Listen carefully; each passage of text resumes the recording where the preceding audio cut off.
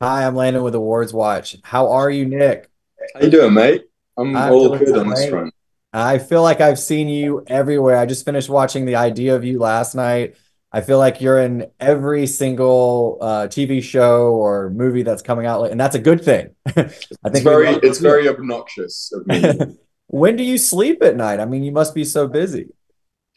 Well, look, this is the culmination of the last couple of years hard work, and but equally releasing these couple of projects, and now sort of coming back to Red, White, and Raw Blue. It's that's been a new challenge in of itself. Because I've never done a proper sort of press junket for anything before, and I'm very grateful people are allowing me on their talk shows. They're allowing me on their billboards. I have a running joke with my agents that I have the most billboards in LA right now because it seems like everywhere you turn, it's like, oh god. No, But I believe it, and I think we want to see more of you. And how does it feel? Going back to Red, White, and Blue. Not only is the film entertaining, but it's kind of a cultural phenomenon. I mean, a gay love story, and people are really there. It's not. It's all the tropes are not in the film. We're looking at it, and we're just like, this is a great story. How does that feel, to be a part of that? yeah, I mean, it feels fantastic. I think I've been very fortunate in my career that people have really got behind a lot of the projects that I've been a part of, and especially moving into this new era of streaming as well. It kind of has been this unknown quantity in a way, and hearing sort of all the numbers come back and people really loving it, but also, admittedly, this coming out during a strike and not really being able to talk about it. But sort of, hearing all the sort of the affection for it online has been really just very gratifying to receive as well. So yeah. No, absolutely. And I've kind of followed your career, and I know you have a musical theater past, and you've played various roles. How is your experience in musical theater? How did you bring that to playing Prince Henry? Yeah, I mean, I guess my theatre experience was less sort of musical, more I suppose standard theatre. But that's an interesting one. I guess Henry is I mean the sort of the well spoken nature of Henry. I suppose that the theatre kind of helped with that. But I just he was just someone who I think was just so rich on the page, and then you know really without too many outside sort of references, being able to kind of just imagine someone really trapped by circumstance and suffocated by responsibility and expectation and all of that sort of stuff that kind of comes with the sort of the monarchs that we kind of know. That was kind of the fruit from which I drew. And so yeah, there's the kind of a number of my sort of previous experience, but also I think just the well writtenness of the script I think was helpful in building Henry. And I love how you're not afraid to tackle, an LGBT character. Even though, you say, straight or whatever, you date women, but you say, there's more to a character than just their sexuality. I know I read that somewhere. I read it on the internet. You may not have said it, but there's more to a character than their sexuality. Tell me about how you approached becoming Prince Henry, other than just him being gay or his relationship with Alex or his feelings for Alex, but him as a person. Yeah, I think he's someone who's extremely feeling. He is someone who's a really strong moral compass. I think um, he does love his life as a monarch in a lot of ways. He loves the people he's allowed to sort of touch and have resonance with, and he's just very quintessentially British in a way. And the pitfall is this that he's not really allowed to love who he wants to love.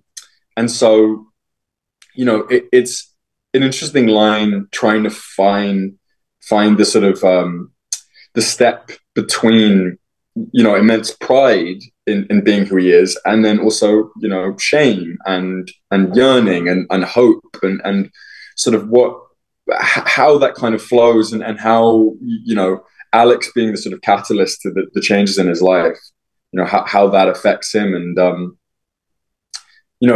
I've always really loved playing people who have to quash that sense of emotionality or sensitivity. And I think that the characters I've always sort of watched on screen and resonated with all kind of have that through line.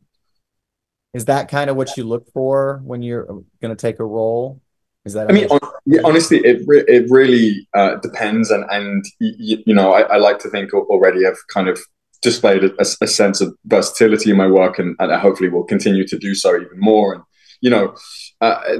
there's very little comparison between Prince Henry and Jeff from Bottoms, and so I just think if it feels new, if it feels challenging, if the character's really well written, then it's attractive to me. And how do you as an actor, how do you navigate the responsibility of representing the LGBTQ plus characters authentically and respectfully? How do you go about that process? Yeah, I think it's just about honesty. It's about displaying authenticity and honesty on screen, really understanding and loving the character that you're playing. And yeah, honesty is really the key word. Once you find the intentions of the character and you find out who they are and what they want, if you do that in an honest way, I think regardless of the character's sexuality, I think it's hard to go wrong. But maybe it's not. It's very easy to go wrong in a lot of movies. Actually, it's very hard to make movies full stop. But I felt an immense sense of responsibility and stewardship for Henry, and speaking with Matthew early on, and Schechter Berlanti, and getting Glad's sort of blessing in a way was really important, and just really taking care of him through the filming process, and fighting for him, because at times it's a very collaborative process. You have to really work with director, writer, who in this case are the same person. And yeah, I think responsibility is the most important thing. So what's next for you? What's one thing that you want to tackle next in your career? Well, so there's a few projects I can't talk about yet. One I'm going off to film in a few weeks, actually, which is bizarre to say, given the sort of the strike of it all and everything, and suddenly almost like a year later from when I was last on set. But that one, and then the next one after that, are completely different. I'd love to kind of just do something really fun and action, because I kind of have been wanting to do that for a while, and I have a sort of sporting background, athletic background. I'd like to do more comedy. I'd love to do sci-fi, because I was very much a sci-fi kid growing up. But I'm definitely going to return back to my indie roots, which I'm really excited about as well. Well, whatever you do, we are looking forward to it. We very much enjoy everything that you do for the space, and everything that you're very entertaining, and you bring a lot of charisma to every role that you have, and we appreciate it very much. Thank you, Landon. That's very kind of you to say. Thank you very much, and hope you have a wonderful rest of your junket. I'm honored to be a part of your very first junket, and I hope you enjoy the rest of your day, and I look forward to seeing you at the Emmys. I will see you there, mate. Thank you. Have a good one, buddy. Thank you so much. Hello, Daniel Bayer from AwardsWatch. What's up, Dan? I like the background. Thank you, Taylor. Thank you very much. Perfect. I like to show where I might rather be today. Yeah, I just watched Interstellar again, and it's just the best movie ever. Oh, so beautiful. Right? So beautiful. I love it. It's funny that you start by mentioning that, though, because I was going to ask you about, there's a very important scene in this movie where your character, Alex Claremont Diaz, admits that he has never seen In the Mood for Love. So I have to know, before we go any further, had you seen In the Mood for Love prior to making this film? I have. I saw In the Mood for Love. I mean, I think I saw it. My friend Steven, it's his favorite movie. And he was like, what do you mean you haven't seen this movie? And I said, I haven't seen this movie. And so finally I watched it. Stephen Pyatt, he's a director, writer. And I said, okay, I need to watch it. And I just fell in love with it. And then I filmed the, red, white. And that was one of the lines in there. And I was like, it's nice to have context, right? Hmm. No, absolutely. And of course, Prince Henry makes the entirely appropriate reaction that it is the swooniest film ever made. The swooniest. And what does Alex say? Like, is swooniest, is that even a word? The word, yeah. Which, like, after seeing that film, it absolutely is. Oh, You've spoken in other interviews about how the film was a very collaborative process between you, writer-director Matthew Lopez, and your other co-stars, especially Nicholas Galitzine, who plays Henry. And I'm wondering how you found the difference between this collaboration and your work on other projects. oh, that's a good question. I think going into this project, we knew the responsibility we had, and there was already a beloved a beloved fan base for the book, and so it was kind of like all hands on deck, no time for funny business, and like let's get into this and make sure that we do the best possible film we can. And I think with this project, we got to spend 2 weeks rehearsing the scenes, going, chatting over with them throughout the film, of like the next 3 months that we were in London. And it just really felt like we were all on the same page. And Matthew was so open because, he adapted the book. And so then he gets the actors who are the vessels for the words, we are able to kind of give our point of views as the characters and the thoughts that these characters are having and how it would really maybe happen in that scene. And I loved it about Matthew is he would always give us a take if we wanted it. Like, can I please have one more? I remember I was like, I think it was like my first, maybe second time working with Uma, and it was oh my gosh, what's the big dinner? The White House Correspondents' Dinner, maybe? Yeah, yeah. And so we have this big scene, and Sharon, who plays the prime minister, and Uma Thurman, who plays my mother and the president, have a scene with us.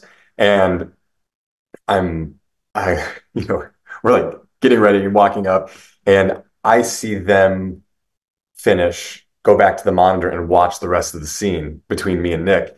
And I'm nervous because Uma Thurman's watching my performance right now, right? And then Sharon, and like, I mean, Sharon is a huge West End actress, and Uma obviously is a major actress. And so Ben, our first AD, raps Sharon. He goes, "That's a rap on Uma, that's a rap on Sharon. All right, get out of here." And I run to Matthew, and I'm like, "Hey, I know you said I can ask for another take, and I really need another take. I know I can do this better." And he's like, "All right, baby, let's do it." So then he's like, "All right, you're not wrapped, Uma. You're not wrapped. Sharon, let's do it one more time." And afterward, when we finished, he said, "It's like, thank you so much for asking for that extra take because that's exactly what I wanted. And I'm glad that you were able to know that you weren't there." So, it was stuff like that. Incredible. I love that. And you both come from the theater background Yeah. as opposed to film. And I find that sort of collaboration is really endemic to theater because the rehearsal process is built into, that process. And with film, you generally don't get as much rehearsal time. Did you find that rehearsal time on this really helped you? Totally. Totally. Like with previous films I've done, I've had another director from the theater, Vince Marcello, and he also loves the rehearsal process just because he's also the writer, just how Matthew's writer and director. So you kind of get to hear it on its feet and then take it back in the evening, write it, rewrites, and then bring us new material in the morning. And so it kind of did feel very theater-like. And Matthew would come back with new line changes, and like I felt like this and this, and let's change this and let's try this out. And so he was so open to it, and I think that was the best. So you didn't feel locked into the lines, and I think that was the best thing about rehearsals, that you got to have different thoughts as he was writing you new material, and then that got you into the character a bit more, and then you were able to give your 2 cents on it and go, "What about this?" And he's like, "Oh, I love that. Let's try it." And he would get excited. And me and Nick we're always just like, oh, let's try it. Why not? Like we have time, you know, like we got some time. Let's do it. Oh, that's fantastic. That's so good to hear. You spoke a little bit about how going into the film, you knew that the film had this fan base and, from the book. And I'm wondering, there are so many instances now of, very popular books or shows or other things, comic strips, etc., being adapted to big screen, and knowing that you people have these expectations. How does that affect you as an actor going in to play a role like this? Hmm. How does it affect me? Um, I think at some point in production, hopefully before you begin principal photography, you can sort of throw away what you knew about the book and go into the script because at the end of the day, the script is Bible. And I think Matthew did such a great job at adapting the book and keeping the heart and the love story, which is why I think people fell so hard for this book and the movie. And so I know that when I start my production company, I'm going to be so mindful of honoring the fans and what they loved about the book and the author, and then try to make an equally great film like Red White. And so, okay, your own production company, what type of stories do you want to tell with a production company? I love, I think I said this in the panel last night. I love that Alex is a blue collar kid in an extraordinary circumstance. And I think for me, I'm also, a blue collar kid in an extraordinary circumstance in Los Angeles, growing up in an auto body shop. That's where my parents had them when I grew up. And being out here is so different from Southside Chicago. And, I just feel like, Latins in mainstream media continue to be dramatically underrepresented. And, like 19% of the United States is Latin, but it's not representative in TV film. I think it's 10% or less on the acting side and 5% or less on like the showrunner and director side. And it's crazy because Latin-led shows are some of the most watched globally on streamers. And it's it just it's disappointing to see that like in the last, I don't know, 6 to 8 years, the US Latin media representation carried like a clear trend toward it, like didn't have a clear trend toward improvement. And so I really want to dig my heels into the ground and make sure that the Latin representation is throughout Hollywood and does represent that 19%, that we are in the United States. That's fantastic. Congratulations on all Yeah. that. It is interesting that you bring that up because I was going to ask, as much of this film is a lovely, enjoyable queer romantic comedy, it also doubles as a story of the start of Alex's political career, in part by registering 1 million new voters for his mother, and about the political power of being true to yourself. Yeah. And I feel like right now, with so many people of all ages becoming disillusioned by the state of politics in Yeah. this country, around the world, playing this kind of character, what would you say to people who are feeling this way about the importance of getting involved? Oh my gosh. I think we are in a time where we need to get involved. And I think it's I just read this the other day. I don't want to get it wrong, but I think it said 34.5 million Latin people will be eligible to vote this year. And they're the largest share of non-white voters in the United States. And so just to see that there's so much power in the Latin hands in the United States. It's also, I mean, side note, if you look at the GDP of the Latin people in the United States, it's fifth in the world, like more than the Wow. United Kingdom, more than India. And so the power is in the youth. I think there are more 11-year-olds in the Latin population in the United States now. And so just the future is so bright, I think, for the Latin community. And so taking on this project, yeah, it was multiple issues that we were dealing with. And it's amazing to have, Clifton Collins Jr., who plays my dad, and also just my mestizo background. It's cool to see that on TV, having this mestizo um, character in this family. Totally. I know. we're coming up on the end of our time together, but Oh, oh, I had to ask, because you were also in a rather sexy role on Scandal earlier in the 2010s. And in the intervening years, there's been a lot of discussion about sex on screen by both the audience and the actors who participate in it. And I'm wondering, what do you think is the key to a good sex scene for both the actors and for the audience? I guess I'll say I think what's really interesting is that our film got an R rating. And Yes, it did for some reason. yeah, and I think and that was kind of disappointing to me because I felt like an R rating limits the amount of people that will watch it. But I know that on a streaming Mhm. platform, anybody can kind of watch anything as long as you have the password or no parental controls, which I guess is a good thing. Whoopsie. Passwords when I was a kid.